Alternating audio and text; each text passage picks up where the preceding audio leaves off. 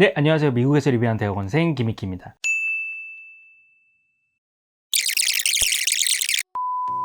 자, 그럼 이번 이벤트의 꽃이라고 할 수 있었던 아이패드 프로로 들어가 보겠습니다. 역시나 내용이 정리된 다른 영상을 많이 보고 오셨을 수도 있으니까 간략하게만 추가된 내용은 정리를 해볼게요. 먼저 M1 프로세서가 들어가서 이전 세대와 비교했을 때 CPU는 최대 50%, GPU는 최대 40%가 빨라졌습니다. 그리고 아이패드 사상 처음으로 램 용량을 공개를 했는데 기존 아이패드 6기가에서 8기가, 많게는 16기가까지 추가를 할 수 있습니다. 카메라의 경우 전면 카메라만 업데이트가 되었는데 기존에 700만화소의 전면 카메라가 120도 광각 1200만화소로 바뀌었고 영상통화 시 광각 화각에서 자동으로 얼굴을 찾아서 크롭인 해주는 센터 스테이지 기능이 추가가 되었습니다. 페이스타임 뿐만 아니라 다른 영상통화 어플에서도 사용 가능하다고 하니까요, 줌 같은 어플에서도 유용하게 쓰일 것 같습니다. 셀룰러 모델의 경우 5G의 지원으로 밀리미터 웨이브 기준 최대 4GBps의 속도가 지원이 되고 뿐만 아니라 스토리지 속도도 최대 2배 빨라져 기존 1.5GBps 에서 3GBps까지 올라오게 되었습니다.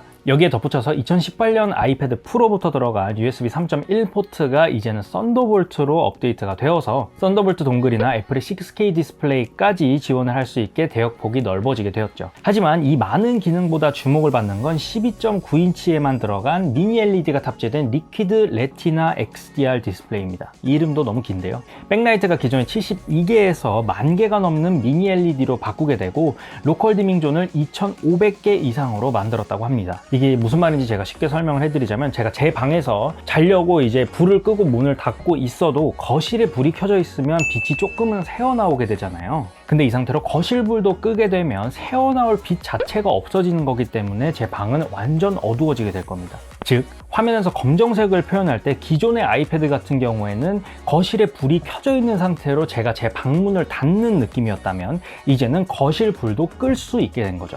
그리고 이렇게 조정할 수 있는 로컬 디밍 존이 2,500개 이상이 생긴 겁니다. 그래서 이 기술 덕분에 프로 디스플레이 XDR과 같은 스펙인 100만 대 1의 명암빛, 그리고 1000니트의 최대 밝기, 1600니트의 피크 밝기가 달성이 되게 된 것이죠. 또한 올레드와 비슷하게 검정색을 표현할 때 백라이트가 꺼지는 원리이기 때문에 다크 모드를 사용할 때 배터리의 효율이 조금 더 올라간다는 장점을 기대할 수 있겠습니다. 정확한 건 측정을 해봐야 알겠지만요. 제가 방금 설명드린 특징만 가지고 그럼 이거 당장 사야 되는 거 아니야? 라고 생각이 드셨다면 잠깐 멈춰! 여기에 추가적으로 고려해야 될 사항들 또한 있는데요. 먼저 미니 LED로 인해 조금 더 두꺼워진 본체의 두께입니다. 스펙상으로는 0.5mm 정도 늘었는데 이게 별거 아니라고 생각이 될 수도 있지만 이로 인해 파생된 단점이 하나가 더 있어서 그건 뒤에서 조금 더 말씀을 드리도록 하겠습니다. 또 다른 점으로는 평상시 밝기는 아까 말씀드린 1000니트 또는 1600니트가 아니라 기존 아이패드와 동일한 600니트라는 점입니다. HDR 컨텐츠를 볼 때, 그리고 정말 강력한 햇빛 아래에 있을 때 정도만 1000니트 혹은 1600니트까지 올라갈 것으로 보이는데요. 만약 집에서 HDR 컨텐츠가 아니라 일반 유튜브 위주로 시청을 하신다면 기존보다 명암비는 확실히 느껴지시겠지만 밝기는 기존과 별로 차이가 없다고 느끼실 수도 있습니다. 물론 기존의 600니트가 절대 어둡다는 이야기는 아닙니다. 자, 또 다른 단점으로는 셀룰러 모델의 가격 상승입니다. 이건 사실 한화보다는 달러로 했을 때 충격이 더 크게 다가오는데요. 현재 아이패드 프로를 제외하고는 모두 다 LTE 셀룰러만 지원을 합니다. 그리고 셀룰러 모델을 구하기 위해서는 17만원, 130불을 추가해야 셀룰러 모델을 구매를 할 수가 있는데요. 솔직히 이것도 갤럭시 탭이랑 비교하면 왜 이렇게 셀룰러에 돈을 많이 받는지 모르겠는데 이번에 아이패드 프로는 5G가 들어가면서 무려 200불을 추가로 받습니다. 근데 이게 좀 웃긴 게 한화로도 20만원만 추가로 받아요. 그러니까 기존에 17만원이랑 비교하면 3만원만 추가로 더 받는 건데 이제 달러로 환산하면 70불을 추가로 받는 거죠. 이걸 개이득이라고 해야 될지는 잘 모르겠는데 애플의 알다가도 모르겠는 환율 정책에 구매 예정이신 분들은 참고를 해주셨으면 좋겠습니다. 자, 세 번째 단점으로는 램 CTO 불가입니다. 이번에 M1 칩셋이 들어가면서 램이 8기가 또는 최대 16기가까지 확장이 가능하다고 말씀을 드렸는데요. 정확한 이유는 잘 모르겠지만 스토리지처럼 그렇게 저희가 128, 256, 512 이런 식으로 정할 수 있는 게 아니고 램의 경우에는 128부터 512기가까지는 8기가, 그리고 1테라, 2테라 모델만 16기가의 램을 가져가게 됐습니다. 그래서 이게 가격적인 부분도 사실 어마무시한데요. 512에서 1테라로 올리시게 되면 추가 금액이 52만원, 2테라로 올리셔도 또 52만 원이 추가가 됩니다. 제가 여기서 확실하게 말씀드릴 수 있는 건 지금 아이패드 어플 중에서는 절대 16기가의 램을 요구하거나 그리고 크나큰 속도의 차이를 내는 어플들은 존재하지 않는다는 겁니다. 그래서 지금 당장은 52만 원의 가치를 절대 하지 않을 거라는 의미이기도 하죠. 장기적으로는 애플이 얼마나 전문가용 어플들을 많이 출시를 하느냐에 달린 문제이지만 개인적으로는 기왕 맥과 아이패드의 AP를 통합한 만큼 맥에서는 적용되는 CTO가 왜 아이패드에서는 적용되지 않는지 의문이기는 합니다. 아마 마진 때문이겠죠?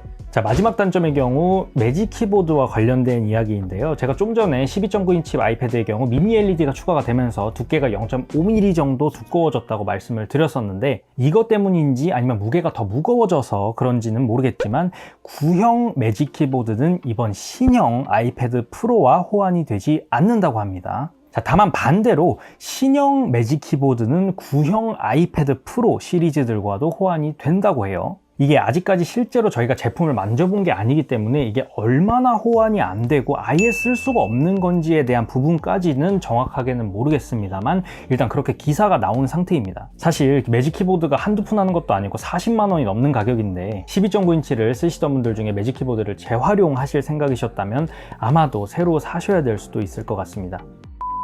자, 여기까지 단점을 말씀을 해드렸으니까 이게 과연 현 시점에서 사야 될까라는 고민을 가장 많이 하고 계실 텐데요. 솔직히 개인적으로 아직까지 그렇게 추천하는 모델은 아닙니다. 이해를 조금 더 쉽게 하기 위해서 사시려는 분들의 상황을 몇 가지로 조금 나눠볼게요. 자, 첫 번째, 지금 나는 맥북도 아이패드도 없는데 아이패드를 컴퓨터를 대신할 용도로 사용하고 싶으신 경우 지금 맥북 에어와 아이패드 프로 사이에서 고민하고 계신 분들이 꽤 계실 것 같아요. 근데 여기서 제가 말씀드릴 수 있는 건 여기서 아이패드가 가지는 장점은 터치 스크린 그리고 애플 펜슬 더 좋은 화면 정도입니다. 자, 이에 반해서 맥북 에어는 더 오래가는 배터리, 더 저렴한 가격, 그리고 키보드까지 포함하면 더 가벼운 무게, 그리고 맥OS라는 어마어마한 장점이 있습니다. 자, 여기서 아니 아이패드도 아이패드 OS가 있잖아 라고 물으신다면 M1이 탑재된 맥북에서는 아이폰과 아이패드 앱을 실행시킬 수가 있습니다. 맥OS에서는 그걸 허용을 하죠. 하지만 M1이 탑재된 아이패드에서는 아이패드 OS를 쓰고 있기 때문에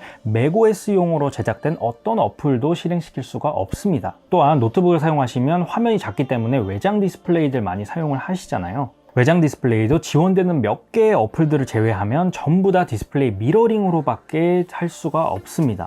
즉 정리하면 이게 확장성에 엄청난 제약이 걸린다는 말인데 물론 이 모든 부분들은 거의 다 소프트웨어적인 부분이기 때문에 추후에 애플이 소프트웨어를 많이 열어주게 된다면 해결이 될 부분들이기는 합니다. 하지만 그 전까지는 아이패드 OS에 최적화된 전문가용 어플들이 많이 없기 때문에 아이패드를 사셔도 결국에는 생산성 목적으로 맥이나 PC를 또 구매하실 확률이 높다고 생각이 듭니다. 다만 그래픽 디자이너 분들은 제가 예외라고 듣기는 했습니다.